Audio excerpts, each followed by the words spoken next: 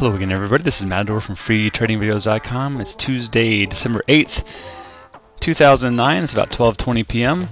And after this sell-off, this gap down, a little 3-minute chart of the S&P 500, you can see pre-market we had a pretty good size sell-off with lower lows and lower highs. But then we started losing momentum until the open. Actually ended up going down below our 110 mark that we were watching, and heading down into a region that we hadn't seen in quite some time, but that was exactly at 109.22.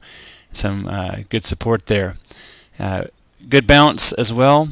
Came back and did almost a 100% retracement right off the bat. Made a higher swing low, and then we made almost an exact 100% retracement. So I'm going to remove the pre and post market data now. I'll show you this. There you go. So here is the open.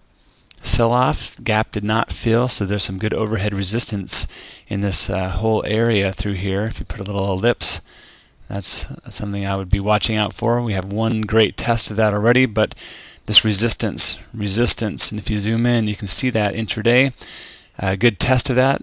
Sometimes doubles will hold like this, triples will break, and we were above the 110 mark that we had been talking about. So there's the exact 110 mark.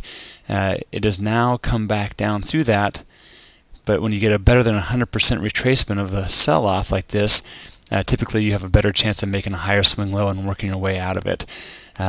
Anyway, at least that is right now the sentiment. Layer on top of that the TRIN, and you get a different story. Again, 1.2 or higher is getting more and more bearish. There's some significant volume flowing into stocks on the decline right now, at least on the TRIN. The TRINQ is around 0.8, so that's right in the neutral range. There's a massive divergence between the two trends that we like to watch. So be very careful again how you go long or short right here in this consolidation.